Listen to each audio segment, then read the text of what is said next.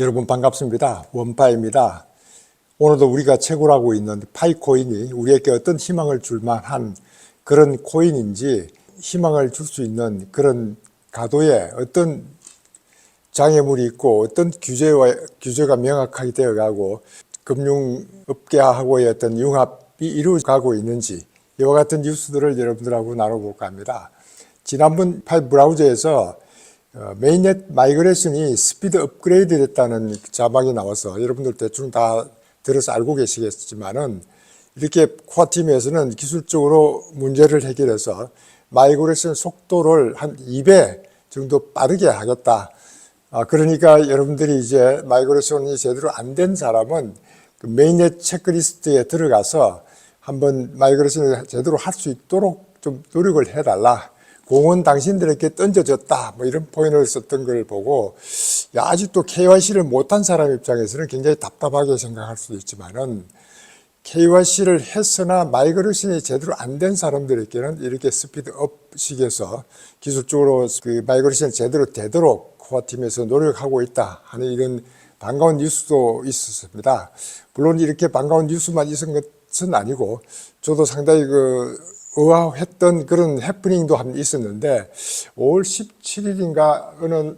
날 채팅창에서부터 마이그레이션이 다 됐고 KYC를 통과했고 검증을 하고 있는데도 불구하고 다시 검증해야 된다고 한다든가, 뭐 라이브니스를 다시 찍어야 된다든가, 뭐 여러 가지 혼란스러운 그런 뉴스들이 많이 나와서,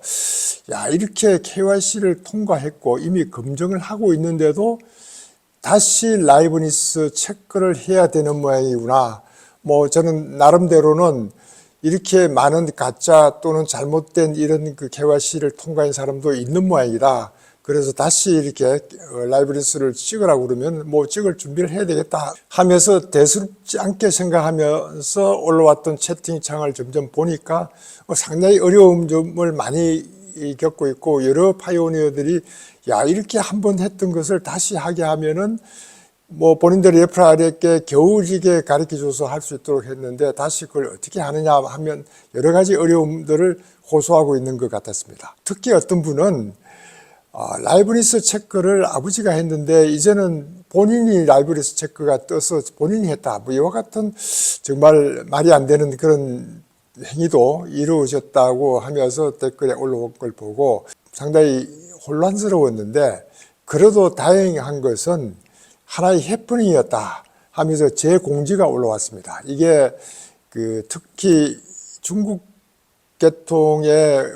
이런 KYC를 하는 과정에 상당히 가짜 계정들이 많이 왔기 때문에 이것을 검증하면서 버그가 생겨서 잘못된 것이 올라왔구나 하는 이런 것들이 확인이 된 바람에, 저도 나름대로는 뭐 충분히 이해가 가고, 제대로 하기 위해서 우리가 KYC를 제대로 하기 위한 하나의 노력의 일환이었다. 저는 이렇게 생각하고, 해프닝으로 끝났지만은 앞으로도 우리에게 이와 같은 그 라이브니스 체크를 언제든지 할 수 있겠구나 하는 이런 생각을 한번 해봤습니다. 이제 SNS를 통해서 많은 뉴스들이 이제 올라오고 있는데, 그 중에서도 우리가 관심을 가질 만한 몇 가지를 추려보면은, 이 파이 생태계의 유틸리티 공급이 상당히 급증하고 있다. 이게 아마 6월 28일 날 파이 투데이를 위해서 미리 준비하고 있고 오픈하기 위한 준비도 하고 있는 것도 있지만은, 금년 연말에 가서 이제 오픈돼 갔을 때 제대로 오픈할 수 있도록 하기 위해서 유틸리티들이 상당히 활발한 활동을 하고 있다. 이런 포인트를 쓰고 있습니다. 그래서 연말까지는 그 파이 네트워크의 한 90% 이상이 개방될 것으로 이렇게 예측하고 있다. 이러면서 어떤 파이 앱에 구축된 이제 D앱을 통해서는 파이를 다른 통화로 전환하여 외부 교환 의존도를 줄일 수 있도록 하겠다 하는 이런 앱도 이제 소개하는 걸 보면은, 우리가 이제 파이 코인이 단순한 거래소에 상장돼서 거래를 하는 것보다는 이렇게 D앱을 통해서 다른 코인하고 교환이 가능할 수 있는 이런 앱을 통한다면 이 P2P를 위하든지 어떤 방법으로든지 상당히 우리에게는 효과적일 것 같다 하는 이런 생각을 하고 있는데, 이와 같은 일들이 이제 연말에 오픈되기 위한 준비를 하고 있는 것들을 X를 통해서 알려주고 있는 뉴스들이 많았다 하는 이런 말씀도 한번 전해드리고, 파이 메인넷 중에 일부가 이 파이오니어 일부에게는 락업 기능을 이제 추가로 제공했던 것이 이제 알려져 있습니다. 일부라면 뭐 여러 사람에게 이제 그 락업 기능을 추가해서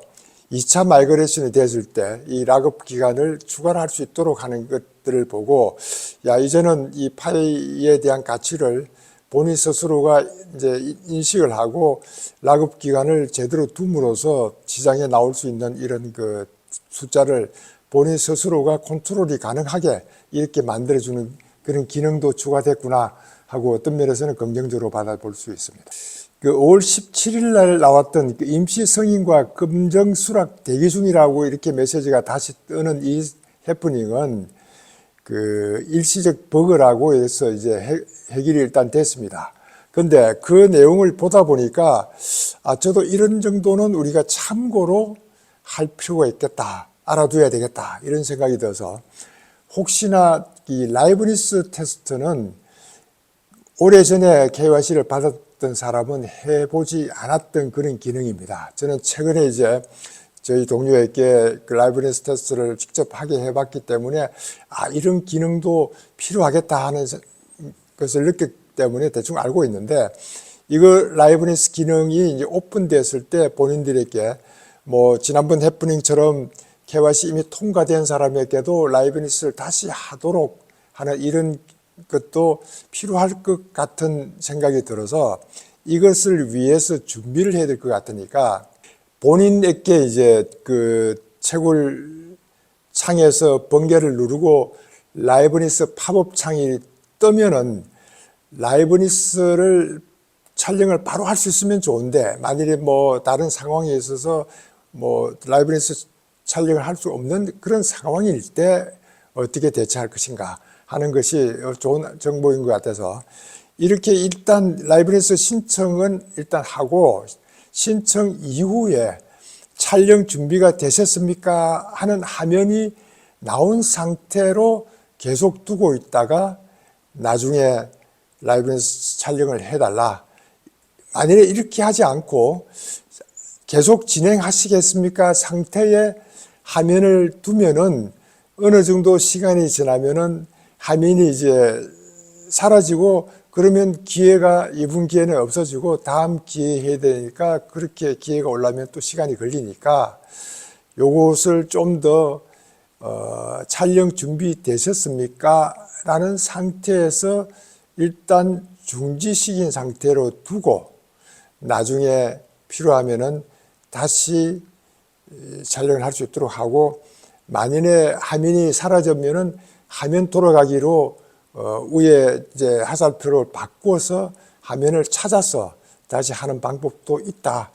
이것은 저도 이제 처음 보는 거지만은, 만일에 우리가 KYC를 하고 지금 검정인으로 적발까지 하고 있는데도 채굴 버튼을 눌렸을 때 이런 그 라이브니스 팝업 창이 뜨면은 당황하지 말고, 이건 언젠가 우리도 한번 해봐야 되는 일이겠다 하고 침착하게 할 수 있으면은 하고, 만일에 할 수 없는 상황이면은 촬영 준비 되셨습니까 라는 그 상태까지만 두고 나중에 할 수 있을 때 해야 된다 하는 메시지를 좀 염두에 두고 있으면 좋겠다 하는 말씀도 드리고, 트위터에 가끔은 이제 여러분들도 뭐 들어서 알고 계실 분도 있겠지만은, 오픈 메인넷이 6월 1일 날, 금년 6월 1일 날 오픈넷으로 갈 수 있을 것 같다 하는 이런 어떤 메시지들이 요즘 떠오고 있는데, 뭐 그 메시지가 중요한 게 아니고 그런 뉴스들이 나왔던 뉴스가 어떤 뉴스들이냐 하는 것들을 챙겨보는 것도 좋겠다 싶었는데, 주로 여기에는 이제 코코시라는 인도네시아에 있는 그 컴퓨터 사이언스 전문가인데, 이분이 주로 이제 파이코인 코드를 포함한 그런 GitHub에 이제 소스 코드를 올려서 여기에 날짜가 오픈넷 가는 날짜가 6월 1일이라고 되어 있으니까, 이런 것들을 보고 이제 6월 1일이 코아팀에서 오픈넷 준비하는 것 아니냐 뭐 등등 예측을 하는 그런 분들이 많은데, 이것에 대해서 이제 조조파이라고 하는 이런 그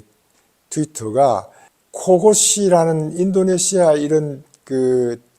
컴퓨터 사이언스를 했던 친구의 정보에 대해서 상당히 상세하게 이렇게 알려와서 거기에 그 내용들이 그 양반이 올렸던 GitHub의 코드 소스에서부터 시작해서 그 양반이 어떤 활동을 하고 있는지에부터 여러 가지 자료들을 올려놓은 거 보면은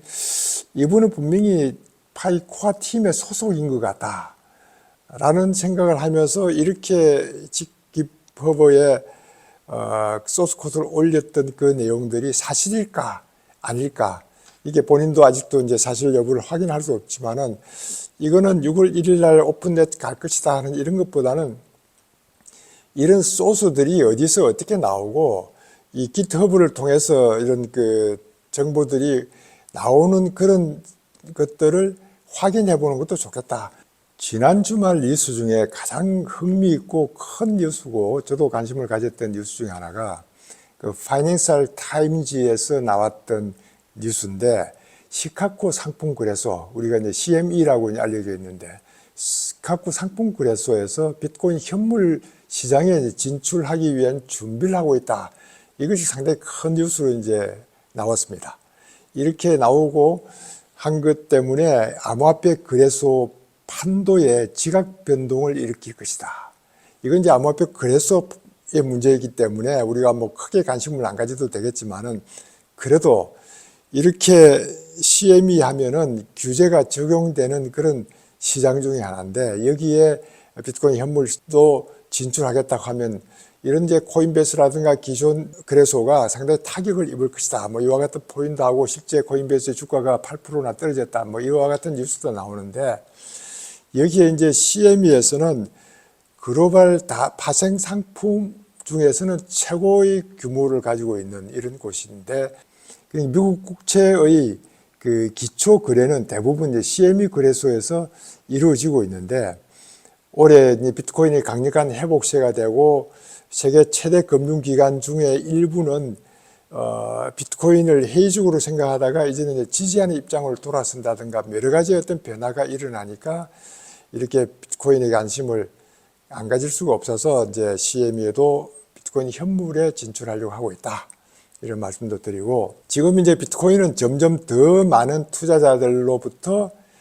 자산으로 받아들여지고 CME가 암호자산 거래 및 보관에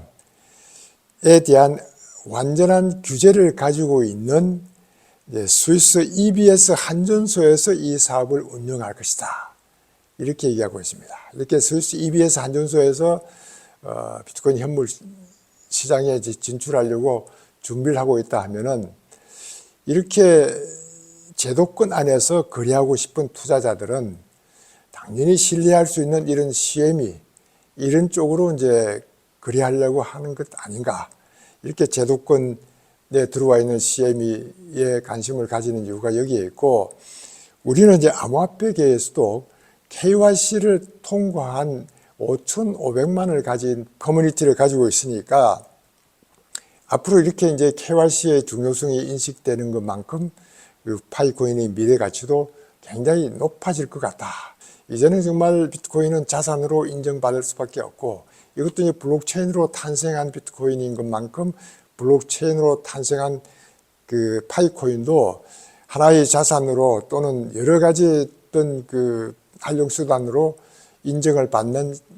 날이 곧 올 것 같다 하는 이런 말씀도 한번 드려봅니다. 제가 지난번 이제 영상 타이틀에서도 13F에 대한 얘기도 하기도 하고 상당히 그 얘기를 많이 드렸기 때문에 여러분들 알고 계시겠지만은, 이 공시 결과 한 25%밖에 안 나왔는데도 그 지난주 현재까지 1900곳이 코인 ETF를 보유하고 있다. 이 엄청난 큰 숫자고, 돈으로 따지면 뭐 150달러니까 뭐 크게 많은 것 같지 않는데, 여기에 이제 자료가 나와 있는 거 보면 평균 한 0.6% 정도가 이제 비트코인 현물 ETF를 가지고 있는데, 그 중에서도 헤지펀드는 한 2.1%, 사모펀드는 그나마 1.5%, 지주회사는 한 1% 가까이 됩니다. 이것이 앞으로 이제 하나의 지난번 말씀드린 것처럼 계약금 형식으로 이제 들어가 있는 것이 이것이 제대로 1% 내지 한 5% 정도가 투자가 된다면 엄청난 큰 규모가 아닐 것이냐. 여기에 이제 우리가 관심을 가지고 되고, 그 마이클 세일러라는 친구가 27조 달러 관리하는 연금 펀드들이 모두 비트코인에 투자할 것이다. 이렇게 또 한마디 했기 때문에 이것도 상당히 관심거리 중에 하나고, 지난번 이제 State of Wisconsin Investment Board SWIB 위스콘신 투자위원회에서 그 비트코인 현물 ETF에 투자했다는 것은 기관 참여의 중요성을 부각했다. 여기에 큰 부각했다는 것에 대해서 관심들을 가지게 만들고, 이러면은 한 주에서가 아니고 모든 다른 주도 따라올 것 같다 하는 이런 얘기를 하면서, 이렇게 크립토 타임즈에서는 이러한 변화가 연금 기금의 포트폴리오 관리 방식을 변화시킬 수 있으며, 결과적으로 비트코인은 다각화된 투자 전략에 통합하는 계기가 될 것으로 전망했다. 이렇게 표현하고 있습니다. 이렇게 이제 비트코인이 연기금뿐만 아니고 모든 투자 쪽에 다각화된 투자 전략의 통합, 이런 계기가 됐을 것 같다. 이렇게 이제 표현하고 있는 걸 보고, 저도 앞으로 이제 비트코인과 암호화폐, 우리 파이코인의 어떤 미래 상당히 긍정적으로 보면서 이 우리가 가는 파이코인의 기술적인 문제와 이런 것들만 해결된다면은 조건 3에 있는 모든 오픈넷 가는데 문제될 만한 것은 없겠다 하는 이런 희망을 가지고 봅니다. 암호화폐에서 트위터를 인수한 일론 머스크가 우리 엑스페이먼트를 어떻게 갈 것인지를 우리가 항상 궁금해하고 있기 때문에 이 트위터의 변화를 추구해 오고 있는데, 최근에는 트위터.com이 x.com으로 바꿨습니다. 본래 x.com은 이제 일론 머스크가 1999년도에 x.com을 만들면서 그 피터 틸이 운영하고 있던 페이팔하고 합쳐서 페이팔 X 이렇게 이제 운영을 하다가 일론 머스크는 이제 페이팔 대신에 X로 계속 하자 하는 바람에 거기에 좀 수가 틀려가지고 그 피터 틸이 일론 머스크를 이제 뭐 쫓아내다시피 했던 그런 사건도 있었는데, 이렇게 해서 이제 페이팔이 2017년도에 일론 머스크에게 x.com을 팔았습니다. 그래서 일론 머스크가 x.com을 다시 이제 구매를 하고, 이 x.com을 그동안 어디에 활용할 것인가에 대한 그 몇 년간에는 얘기가 없다가 이번에는 이제 그 트위터를 구매를 하면서 앞으로 x.com을 어떻게 이제 도메인으로 쓸 것인가를 구상을 하다가 트위터.com을 x.com으로 이제 바꿔서 지금 운영하려고 하고 있는데, 여기에 이제 XRP 코파운더로 있던 크리스 라센이 본래 가지고 있던 x.com과의 관계 때문에 XRP하고 x.com에 생성될 새로운 페이먼트 플랫폼하고의 어떤 관계가 있지 않느냐 하는 것들이 이제 뉴스거리가 되어서 관심들을 많이 가지고 있는 중에 있습니다. 요즘 이제 일론 머스크가 상당히 정치적으로 어려움을 겪고 있는 것 아니냐 이런 생각이 드는 게, 바이든이 이제 대선 후보로 나오고 나서 일론 머스크가 X를 통해서 그 바이든 아들과 관련되는 그런 그 파일을 오픈한 것 때문에 감정이 많이 이제 상해 있을 텐데, 모든 테슬라와 관련되는 이런 그 비즈니스에 엄청난 영향을 주고 있으니까 굉장히 일론 머스크가 거기에 대해서 이제 불만스러운 얘기를 가끔 하기도 하는데, 최근에는 이제 일론 머스크가 안티 바이든 모임을 이제 주도하는 이런 것들도 영상에 나오는 걸 보고, 야, 앞으로 정치권에서 친암호화폐를 내걸었던 그 트럼프하고 바이든하고의 어떤 관계에서 어떤 암호화폐 입장을 취할 것인지가 상당히 궁금해하고, 정말 바이든도 이제는 안티 암호화폐가 되는 것보다는 다시 암호화폐를 끌어들일 수 있는 그런 상황을 만들 것 아니냐 해서 이제 예의주시하고 있는 그런 상황이다 하는 말씀도 드려봅니다. 미 암호화폐 혁신위원회라고 있습니다. 이 미 암호화폐 혁신위원회는 국가적인 기관이 아니고, 여기에는 이제 코인베이스라든가 크라켄이라든가 그 앤드리슨 홀로위츠, 그 디지털 머니그룹 등 50개 기업이 이제 가입하고 있는 그 혁신위원회에서 하원 의원들에게 암호화폐 상품 분류 법안을 지지하는 서한을 전달했다. 이것이 이제 상당히 뉴스거리가 돼서 저도 여러분들께 이렇게 이제 21세기의 금융혁신기술법 FIT 21이라고 하는 이 법안이 아마 이번 주에 이제 포결 예정인데, 이 포결을 하기 전에 하원들에게 상당히 거기에 대해서 지지하는 서한을 보냈다는 것 때문에 이것이 이제 금주 내에 포결 결과가 어떻게 나올지 저도 이제 궁금해하는 뉴스 중에 하나입니다. 최근 암호화폐 뉴스 중에 그 텔레그램이 개발했던 톤코인, The Open Network TON, 톤코인에 대한 얘기들이 꽤 많이 올라오고 있습니다. 저도 이제 몇 분 여러분들께 소개를 해서 이 토탈 밸류 락드가 TVL이 한 2억 달러 정도 넘어섰다고 얘기를 했고, 이렇게 톤 오픈 리그를 통해서 TVL이 한 900% 이상 증가했다는 뉴스도 말씀드렸고, 이렇게 톤 사용자가 처음 웹3 초보자들도 관심을 가지게 하기 위해서 뭐 여러 가지 이제 역할을 해왔다는 것도 말씀드렸고, 또 USDT 발행량이 톤을 기반해서 한 2억 달러 정도 돌파했다는 것도 뉴스에 계속 나와 있는데, 요즘은 이제 톤 코인을 기반한 프로젝트에 있는 그 낫코인을 이렇게 가지고 엄청난 뉴스들이 많이 올라오고 있습니다. 이 톤을 거꾸로 하니까 이제 TON을 NOT라고 해서 낫코인이라고 했는데, 이 참 의미가 코인이 아니다 하는 낫코인 이런 모양으로 갔는데, 이것이 결국은 고양이 양육 게임, 캣티전 이런 것들이 엄청나게 많은 사람들이 이제 몇 달 만에 이제 가입을 하게 하고, 여기에 한 3,500만 명이 이제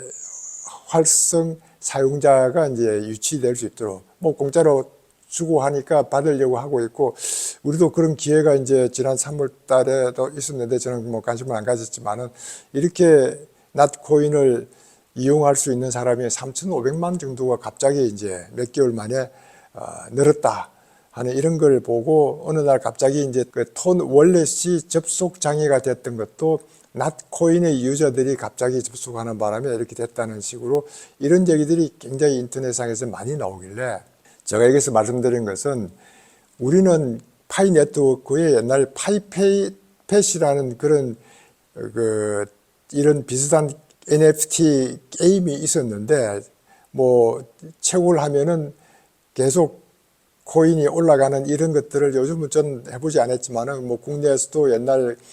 그 파미남이라고 해서 파이코인에 미친 남자, 뭐 이분이 요즘 이제 영상을 찍고 있지 않지만은, 이분이 주로 이제 파이펫에 대한 소개도 많이 하고 등등 했는데, 파이 네트워크를 통해서 이와 같은 게임들이 활성화되어 가는 게 과연 얼마나 활성화되어 갈 것인가 저도 궁금해 했지만은, 이렇게 톤 기반으로 한 그 낫코인의 게임 프로젝트인 캣티전이 몇 개월 만에 3,500만의 어떤 유저를 이용한다 이런 걸 보면서, 야, 우리 파이코인 내에 이런 게임들이 오픈넷만 가면은 외부 사람들도 접속하게 하는 그런 큰 요인이 되겠구나 이런 생각을 해보면서, 5,500만 원의 어떤 커뮤니티를 가지고 있는 이런 그 멤버들이 좀 더 활성화시킬 수 있는 이런 게임, 그러고 나면 다른 이런 파이 네트워크에 익숙하지 않는 분들도 많이 들어올 수 있는 이런 기회, 이런 것이 앞으로 우리가 파이코인의 미래를 내다볼 수 있는 기회 아닌가 이런 생각을 하면서, 오늘 시청해 주신 여러분들 감사드립니다. 감사합니다.